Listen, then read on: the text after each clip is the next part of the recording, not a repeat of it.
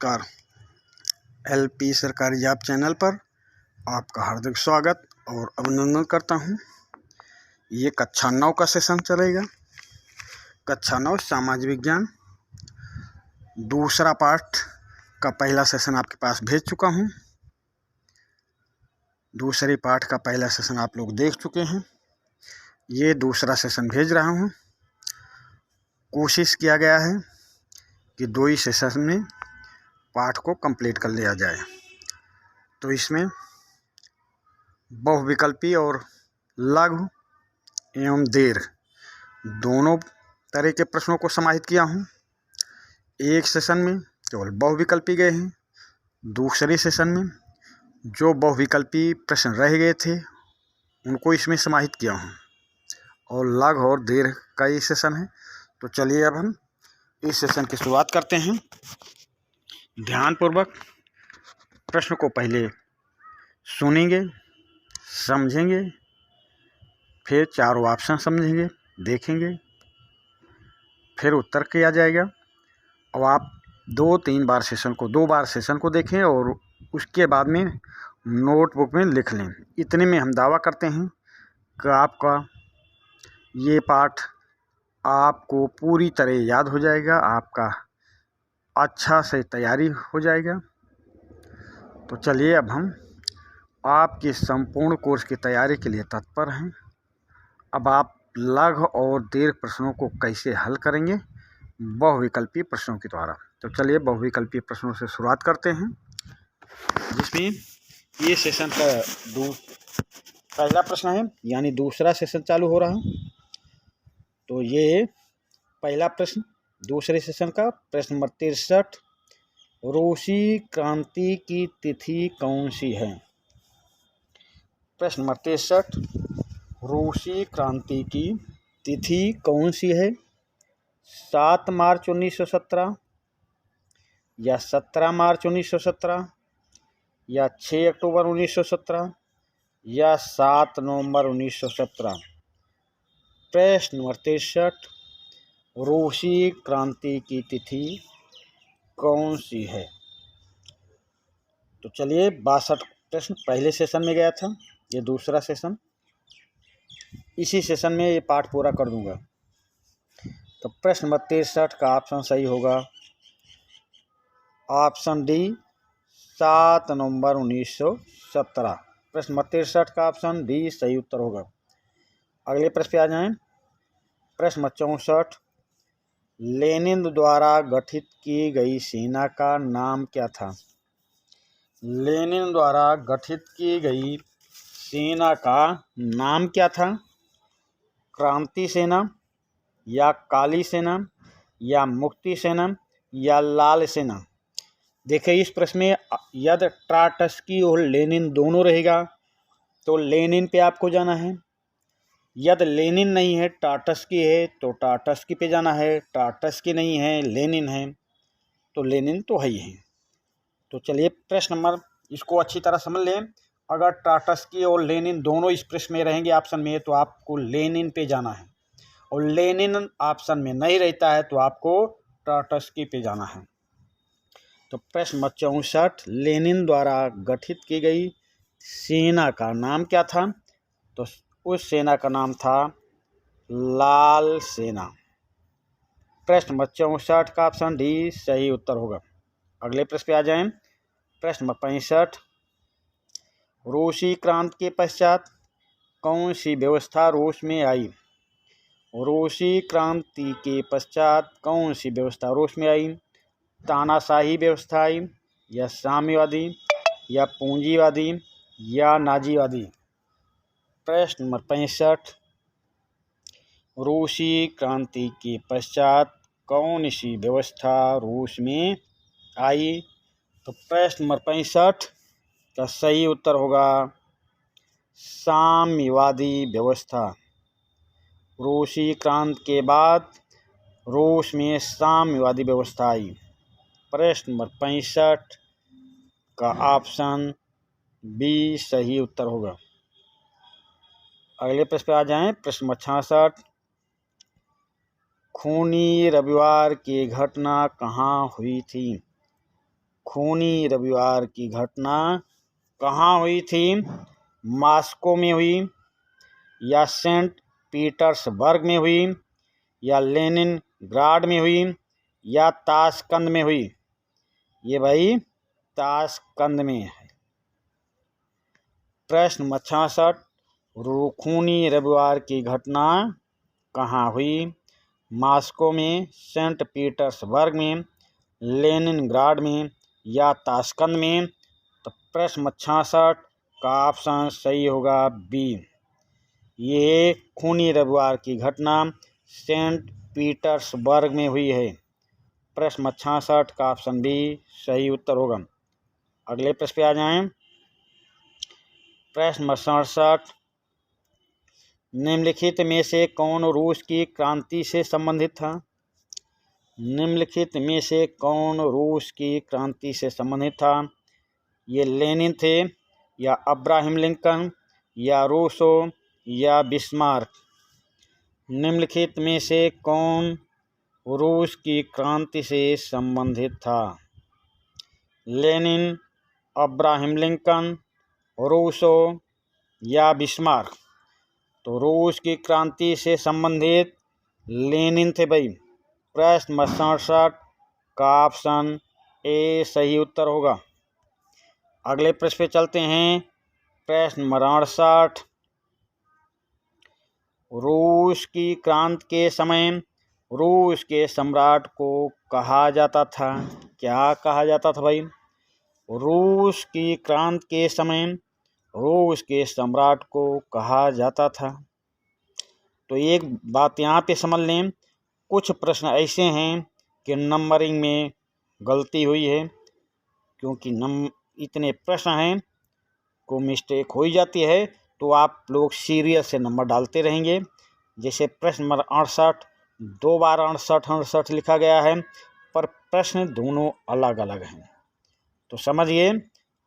तो इस तरह की जो मिस्टेक है उस पर आप उस क्वेश्चन को बढ़ा के लिख लेंगे। तो प्रश्न नंबर 68, रूस की क्रांति के समय रूस के सम्राट को कहा जाता था एम्परर, प्रिंस, जार, या ड्यूक? प्रश्न नंबर 68, रूस की क्रांति के समय रूस के सम्राट को क्या कहा जाता था? तो प्रश्न 68 का ऑप्शन सी सही उत्तर होगा, जार कहा जाता था भाई, जार। अगले प्रश्न पे आ जाएं। प्रश्न नंबर 69, ये प्रश्न 68 देखिए, जो भी आपको बताया अभी प्रश्न 68 का एक आपको प्रश्न आया, उसका उत्तर आपको पता चला। दूसरा प्रश्न यहाँ 69 होना चाहिए था, तो 68 हो गया है, ये मिस्टेक है। तो इसको चाहे सुधार लेना, चाहे प्रश्न नंबर 68 2 बार कर लेना, सुधार लोगे तो अच्छी बात है। तो प्रश्न नंबर 68, जार साम्राज्य का पतन कब हुआ? जार साम्राज्य का पतन कब हुआ? 15 मार्च 1917 को, या 22 फरवरी 1930 को, या 2 अप्रैल 1930 को, या 5 फरवरी 1922 को? जार साम्राज्य का पतन कब हुआ? तो जार साम्राज्य का पतन होता है भाई 15 मार्च 1917 को। जार साम्राज्य का पतन होता है 15 मार्च 1917 को। अगले प्रश्न पे आ जाएं। प्रश्न नंबर 69, रूस की क्रांति का प्रमुख कारण क्या था? अब अगर वो नंबरिंग सीरियल डालेंगे, सीरियल से लिखेंगे, तो ये प्रश्न नंबर 70 हो जाएगा, ये प्रश्न नंबर 71 हो जाएगा। तो ये यहाँ पे नंबरिंग गलती हुआ है, तो इसको सुधार के लिखना चाहें सुधार के लिख लेंगे, या वैसे ही नंबरिंग जैसे आपके पास जा रहा वैसा भी लिखना चाहेंगे लिख सकते हैं। तो रूस की क्रांति का प्रमुख कारण क्या था? सैनिक दुर्बलता, रूस की पराजय, जार की निरंकुशता, या देश का पिछड़ापन? प्रश्न नंबर 69, रूस की क्रांति का प्रमुख कारण क्या था? तो रूस की क्रांति का प्रमुख कारण था जार की निरंकुशता। प्रश्न नंबर 69 का ऑप्शन सी सही उत्तर होगा। अगले प्रश्न पे आ जाएं। प्रश्न नंबर 70। रूस की क्रांति के समय रूस में भीषण अकाल कब पड़ा? रूस की क्रांति के समय रूस में भीषण अकाल कब पड़ा? 1904 और 5 के बीच, ये 1904 और 1905 के बीच है, ऐसा समझना। ऑप्शन बी 1910 और 11 के बीच, 1916 और 17 के बीच, 1918 और 19 के बीच। प्रश्न नंबर 70। रूस की क्रांति के समय रूस में भीषण अकाल कब पड़ा? 1904 और 1905 के बीच, 1910 और 1911 के बीच, 1916 और 1917 के बीच, 1918 और 1919 के बीच।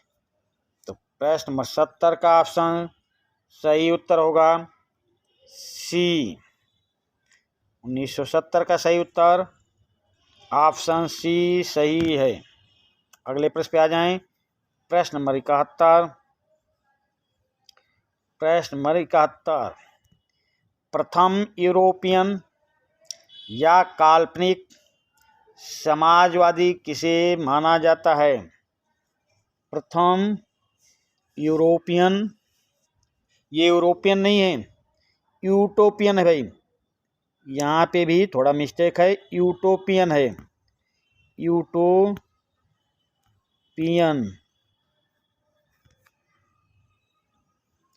प्रथम यूरोपियन नहीं है, प्रथम यूटोपियन है, यूरोपियन नहीं। प्रथम यूटोपियन, प्रथम यूटोपियन या काल्पनिक समाजवादी किसे माना जाता है? प्रथम यूटोपियन या काल्पनिक समाजवादी किसे माना जाता है? सेंट साइमन को, रॉबर्ट ओवन को, रॉबर्ट है भाई, रॉबर्ट ओवन को, कार्ल मार्क्स को, हीगल को। प्रश्न नंबर 71। प्रथम यूटोपियन काल्पनिक समाजवादी किसे माना जाता है? सेंट साइमन को, रॉबर्ट ओवन को, कार्ल मार्क्स को या हीगल को। तो प्रश्न नंबर 71 का ऑप्शन ए सही उत्तर होगा, सेंट साइमन को। चलिए अगले प्रश्न पे चलते हैं। यहाँ भी 71, प्रश्न नंबर 71 नाम से 2 प्रश्न हैं जो आपको पहले अवगत करा चुका हूँ, कैसी थोड़ी मिस्टेक हुई है। तो यहाँ पर प्रश्न नंबर 71 से संबंधित 2 प्रश्न हैं। किसका मानना था कि प्रत्येक वस्तु को उसकी क्षमता के अनुसार कार्य तथा प्रत्येक को उसके कार्य के अनुसार पारिश्रमिक मिलना चाहिए? प्रश्न नंबर 71।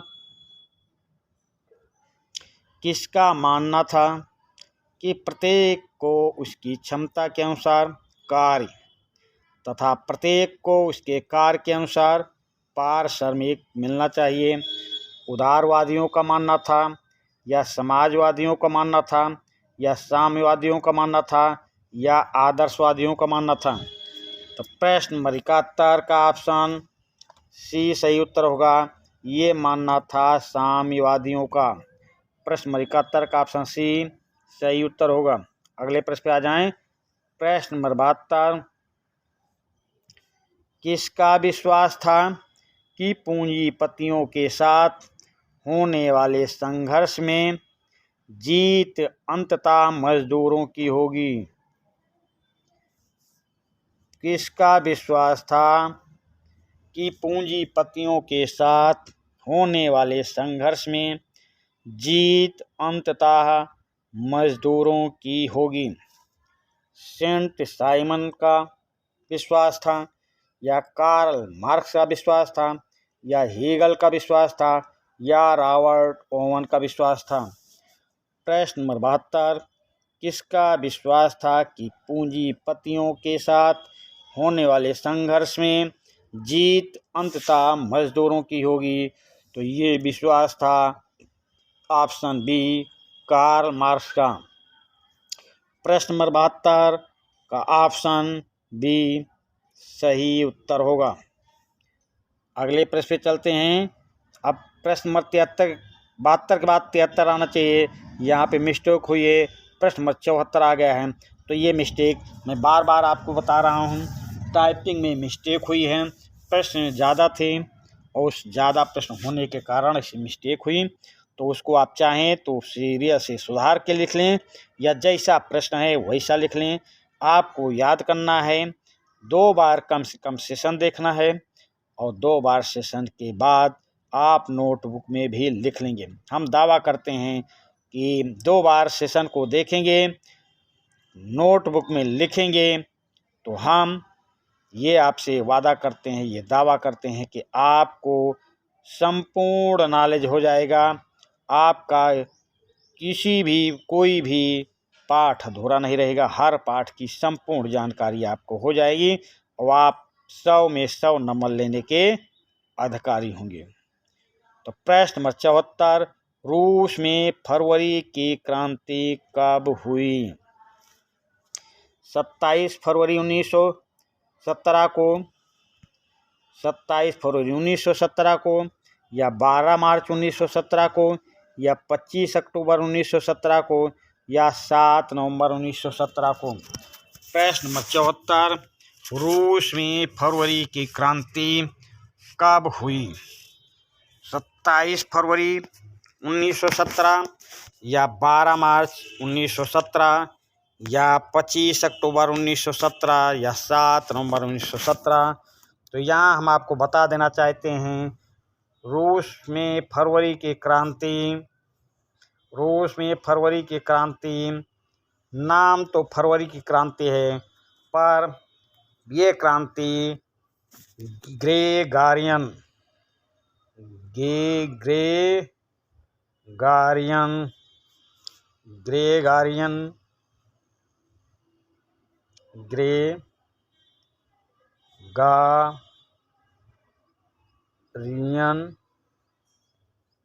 कैलेंडर के अनुसार 12 मार्च 1917 है, और जूलियन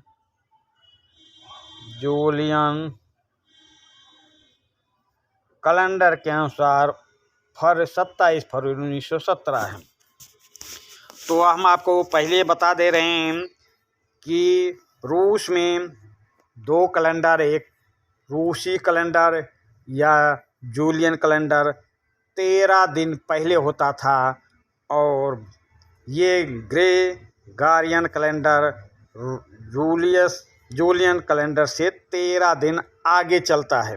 समझिए, जूलियन पीछे 13 दिन और ग्रेगारियन 13 दिन आगे। तो इस प्रकार अगर देखें तो यहाँ पे दोनों सही हो सकता है, पर अब रूस भी ग्रेगारियन कैलेंडर को ही मान्यता देता है।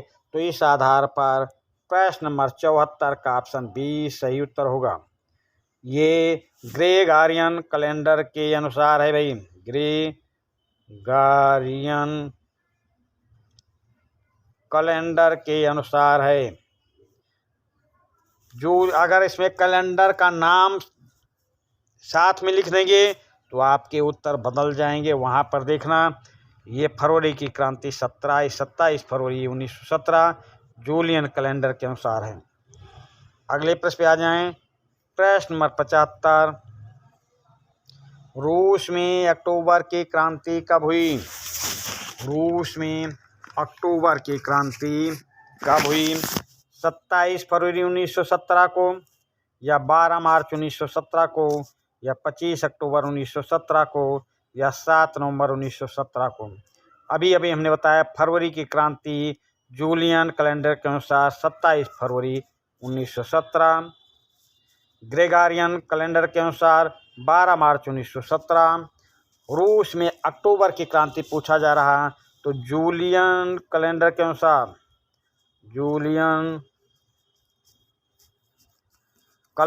अनुसार 25 अक्टूबर 1917 को ही, और ग्रेगोरियन कैलेंडर के अनुसार 7 नवंबर 1917 को ही। रूस में अभी ग्रेगोरियन कैलेंडर को मान्यता दी गई है। तो इस आधार पर प्रश्न नंबर 75 का ऑप्शन डी सही उत्तर होगा। अगले प्रश्न पे आ जाएं। प्रश्न नंबर 76, राजतंत्र की समाप्ति के बाद सत्ता मेंशेविक दल के किस नेता के हाथ में आई? प्रश्न नंबर 76, राजतंत्र की समाप्ति के बाद सत्ता मेंशेविक दल के किस नेता के हाथों में आई? केरेंस्की के हाथों में आई, या लेनिन के हाथों में आई, या स्टालिन के हाथों में आई, या रूसो के हाथों में आई? तो प्रश्न नंबर 76, राजतंत्र की समाप्ति के बाद सत्ता मेंशेविक दल केरेंस्की के हाथों में आई। प्रश्न नंबर 76 का ऑप्शन ए सही उत्तर होगा। अगले प्रश्न पे आ जाएं। प्रश्न नंबर 77, जूलियन कैलेंडर या रूसी कैलेंडर के अनुसार जार ने गद्दी कब त्याग दी? जूलियन कैलेंडर या रूसी कैलेंडर के अनुसार जार ने गद्दी कब त्याग दी? जनवरी 1917, या फरवरी 1917 में, या मार्च 1917 में, या त्याग पत्र नहीं दिया? प्रश्न नंबर 77, जूलियन कैलेंडर या रूसी कैलेंडर के अनुसार जार ने कब गद्दी त्याग दी? तो ये त्याग दी थी मार्च 1917 में। प्रश्न नंबर 77 का ऑप्शन सी सही उत्तर होगा। प्रश्न नंबर 77, रूसी कैलेंडर के अनुसार पूछा जा रहा है यहाँ पे। अरे भाई देखिए, यहाँ पे कैलेंडर का नाम दिया है जूलियन कैलेंडर के या रूसी कैलेंडर के अनुसार जार ने गद्दी कब त्याग दी। यहाँ पे रूसी कैलेंडर नाम दिया गया है, तो इस आधार पर ऑप्शन बी सही हो जाएगा भाई, ऑप्शन सी सही नहीं होगा। ऑप्शन बी सही होगा, क्योंकि जूलियन कैलेंडर या रूसी कैलेंडर के अनुसार जार ने कब गद्दी त्याग दी? तो जूलियन या रूसी कैलेंडर के अनुसार ऑप्शन बी फरवरी 1917 सही उत्तर होगा। अगले प्रश्न पे आ जाएं। रूस की फरवरी की क्रांति के समय शासक कौन था? रूस की फरवरी की क्रांति के समय शासक कौन था? केरेंस्की था, या जार निकोलस द्वितीय था, या जार निकोलस द्वितीय था, या स्टालिन था? रूस की फरवरी की क्रांति के समय शासक कौन था? केरेंस्की था, या जार निकोलस प्रथम था, या जार निकोलस द्वितीय था, या स्टालिन था? तो रूस की क्रांति के समय, रूस की फरवरी की क्रांति के समय शासक जार निकोलस द्वितीय था। रूस की फरवरी के क्रांति के समय शासक कौन था? जार निकोलस द्वितीय। प्रश्न नंबर 78 का ऑप्शन सी सही उत्तर होगा। प्रश्न नंबर 79, अक्टूबर की रूस की क्रांति के समय रूस का शासक कौन था? प्रश्न नंबर 79, अक्टूबर की रूस की क्रांति के समय रूस का शासक कौन था?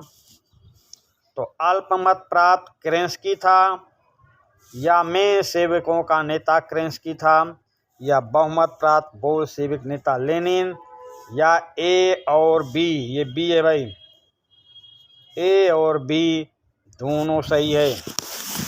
प्रश्न नंबर 79, अक्टूबर की रूस की क्रांति के समय रूस का शासक कौन था? तो ये शासक अल्पमत प्राप्त केरेंस्की और मेंशेविकों का नेता केरेंस्की था। प्रश्न नंबर 79 का ऑप्शन डी सही उत्तर होगा। ए और बी दोनों सही है, ए और बी दोनों सही है भाई। चलिए अगले प्रश्न पे चलते हैं। प्रश्न नंबर 80। स्विट्जरलैंड से वापस लौटकर बोल्शेविक दल के नेता लेनिन ने किसकी सहायता से केरेंस्की की सरकार का तख्ता पलट दिया? प्रश्न नंबर 80। स्विट्जरलैंड से वापस लौटकर बोल्शेविक दल के नेता लेनिन ने किसकी सहायता से केरेंस्की की सरकार का तख्ता पलट दिया? स्टालिन की सहायता से, या ट्रॉट्स्की की सहायता से, या कार्ल मार्क्स की सहायता से, या जार निकोलस द्वितीय की सहायता से? तो प्रश्न नंबर 80। स्विट्जरलैंड से वापस लौटकर बोल्शेविक दल के नेता लेनिन ने ट्रॉट्स्की की सहायता से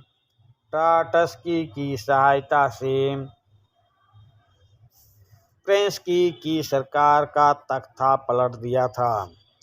अगले प्रश्न पे आ जाएं। प्रश्न number 81। Julian calendar Gregorian calendar में कितने दिन का अंतर रहता है? प्रश्न नंबर 81। जूलियन कैलेंडर और ग्रेगोरियन कैलेंडर में कितने दिन का अंतर रहता है? 10 दिन का अंतर, या 11 दिन का अंतर, या 12 दिन का अंतर, या 13 दिन का अंतर? प्रश्न नंबर 81। जूलियन कैलेंडर और ग्रेगोरियन कैलेंडर में 13 दिन का अंतर रहता है। तो प्रश्न नंबर 81 का ऑप्शन डी सही उत्तर होगा। अगले प्रश्न पे आ जाएं। प्रश्न नंबर 82। रूस में 1905 में खूनी रविवार की घटना के समय रूस का शासक कौन था? प्रश्न नंबर 82। रूस में 1905 ईस्वी में खूनी रविवार की घटना के दिन रूस का शासक कौन था? तो कार्ल मार्क्स था, या केरेंस्की था, या जार निकोलस प्रथम था, या जार निकोलस द्वितीय? प्रश्न नंबर 82 का सही ऑप्शन होगा ऑप्शन डी, जार निकोलस द्वितीय। अगले प्रश्न पे आ जाएं। प्रश्न नंबर 83। प्रश्न नंबर 83। रूस में फरवरी के क्रांति के बाद किस वंश के शासक को गद्दी छोड़नी पड़ी? प्रश्न नंबर 83। रूस में फरवरी के क्रांति के बाद किस वंश के शासक को गद्दी छोड़नी पड़ी? तो बोर्बो वंश के शासक को, या बोल्शेविक वंश के शासक को, या मेन्शेविक बल के शासक को, या रोमनो वंश के शासक को? प्रश्न नंबर 83। रूस में फरवरी की क्रांति के बाद किस वंश के शासक को गद्दी छोड़नी पड़ी? तो उस वंश का नाम है ऑप्शन डी, रोमनो वंश का शासक। रोमनो वंश का शासक जिसे गद्दी छोड़नी पड़ी। प्रश्न नंबर 83 का ऑप्शन डी सही उत्तर होगा। अगले प्रश्न पे आ जाए। प्रश्न नंबर 84। प्रश्न नंबर 84। लेनिन के विचार अप्रैल थीसिस के नाम से जाने गए। इसमें 3 मांगे क्या रखी गई थी? प्रश्न नंबर 84। लेनिन के विचार अप्रैल थीसिस के नाम से जाने गए। इसमें 3 मांगे क्या रखी गई थी? युद्ध को समाप्ति की ओर ले जाया जाए। हाँ, ये मांग रखी गई थी। ऑप्शन बी, किसानों की सारी भूमि उन्हें हस्तांतरित की जाए। हाँ भाई, ये भी सही था। बैंकों का राष्ट्रीयकरण हो, बैंकों का राष्ट्रीयकरण हो, या पार्टी का नाम कम्युनिस्ट पार्टी रखा जाए, या पार्टी का नाम कम्युनिस्ट पार्टी रखा जाए। तो प्रश्न नंबर 84 का सही ऑप्शन। तो यहाँ पे प्रश्न में थोड़ा सुधार करें, ध्यानपूर्वक पढ़ें प्रश्न को। लेनिन के विचार अप्रैल थीसिस के नाम से जाने गए। इसमें 3 मांगे क्या रखी गई थी? कौन सी मांग सही नहीं है? कौन सी मांग सही नहीं है? लेनिन के विचार अप्रैल थीसिस के नाम से जाने गए। इसमें 3 मांगे क्या रखी गई? कौन सा मांग इसमें शामिल नहीं है? तो युद्ध को समाप्ति की ओर ले जाया जाए, युद्ध को समाप्ति की ओर ले जाया जाए, किसानों की सारी जमीन उन्हें हस्तांतरित की जाए, बैंकों का राष्ट्रीयकरण हो। तो प्रश्न नंबर 84 का ऑप्शन डी सही होगा, क्योंकि इसमें ये पूछा गया है कि अब लेनिन से संबंधित नहीं है। तो प्रश्न नंबर 84 का ऑप्शन डी सही उत्तर होगा। अगले प्रश्न पे आ जाएं। प्रश्न नंबर 85। प्रश्न नंबर 85, रूस जूलियन कैलेंडर का अनुसरण कब तक किया? प्रश्न नंबर 85, रूस जूलियन कैलेंडर का अनुसरण कब तक किया? 12 मार्च 1917 तक, या 7 नवंबर 1917 तक, या 1 फरवरी 1918 तक, या 22 जनवरी 1905 तक। तो रूस जूलियन कैलेंडर का अनुसरण कब तक किया? तो ये किया था 7 नवंबर 1917 को। रूस जूलियन कैलेंडर का अनुसरण 7 नवंबर 1917 ईस्वी तक किया। अगले प्रश्न पे आ जाएं। प्रश्न नंबर 81। प्रश्न नंबर 81, घटना के बाद जार निकोलस द्वितीय को गद्दी छोड़नी पड़ी। घटना के बाद जार निकोलस द्वितीय को गद्दी छोड़नी पड़ी, क्यों? तो घोड़सवार सैनिकों ने, उत्तर क्या है? घोड़सवार सैनिकों ने प्रदर्शनकारियों पर गोली चलाने से इनकार कर दिया। प्रश्न, एक घटना के बाद जार निकोलस द्वितीय को गद्दी छोड़नी पड़ी। उत्तर है उत्तर 1, घोड़सवार सैनिकों ने प्रदर्शनकारी पर गोली चलाने का आदेश दे दिया।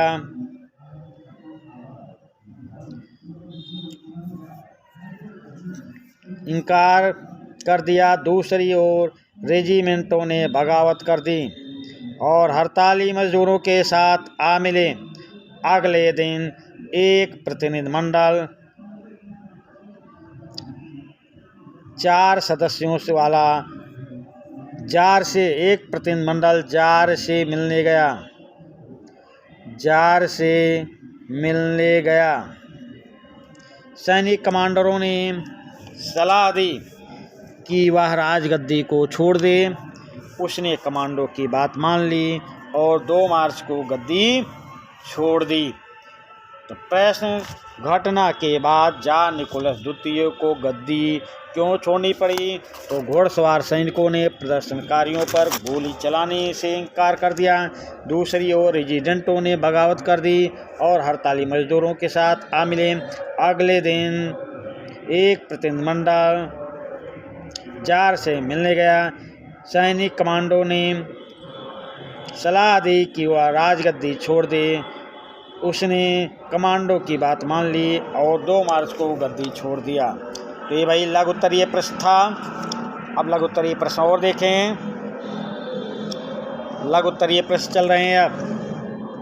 1904 में सेंट पीटर्सबर्ग के मजदूर हड़ताल पर क्यों चले गए? प्रश्न नंबर 2, 1904 में सेंट पीटर्सबर्ग के मजदूर हड़ताल पर क्यों चले गए? तो चलिए इसकी हम व्याख्या करते हैं। प्रश्न नंबर 2 का 1904 में गठित की गई असेंबली ऑफ एशियन वर्कर्स के 4 सदस्यों को प्यूटलो आयरन वर्क से उनकी नौकरी से हटा दिया गया। तो मजदूरों ने आंदोलन छेड़ने का ऐलान कर दिया। अगले कुछ दिनों के भीतर सेंट पीटर्सबर्ग के 1,10,000 से ज़्यादा मजदूर काम के घंटे घटाकर 8 घंटे किए जाने, वेतन में वृद्धि और कार्य स्थितियों में सुधार की मांग करते हुए हड़ताल पर चले गए। प्रश्न नंबर 2 का उत्तर फिर सुन लें। 1904 में गठित की गई असेंबली ऑफ एशियन वर्कर्स के 4 सदस्यों को प्यूटलो आयरन वर्क से उनकी नौकरी से हटा दिया गया। तो मजदूरों ने आंदोलन छेड़ने का ऐलान कर दिया। अगले कुछ दिनों के भीतर सेंट पीटर्सबर्ग के 1,10,000 से ज़्यादा मजदूर काम के घंटे घटाकर 8 घंटे किया जाए।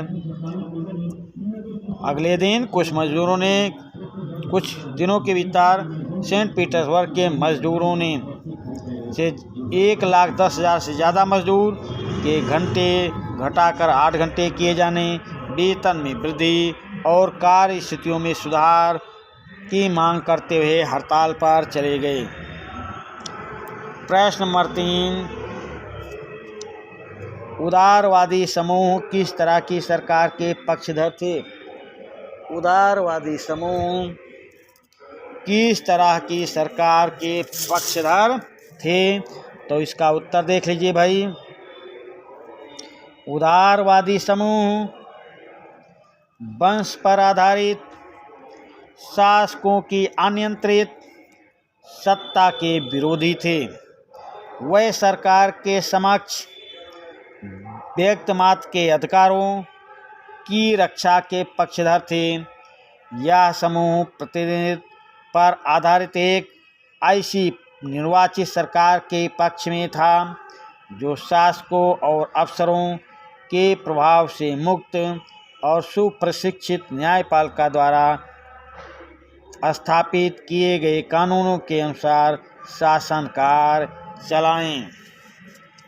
तो चलिए प्रश्न नंबर 3 की व्याख्या हो गई। आप प्रश्न को कम से कम 2 बार सेशन को देखें। आप सेशन को 2 बार देखें, फिर सेशन को नोटबुक में लिख लें। हम आपसे दावा करते हैं कि आपको पूरा पाठ सरल आसान तरीके से याद करवा देंगे। और जो क्वेश्चन जल्दबाजी ना लिख पाएँ तो उसका स्क्रीनशॉट लेकर लिख लें। स्क्रीनशॉट ले लें तब भी लिख सकते हैं, या बार बार सेशन को पीछे कर के लिख सकते हैं। जैसा चाहें वैसा आपको याद करना है, पढ़ना है 2 बार 3 बार और नोटबुक बनाना है।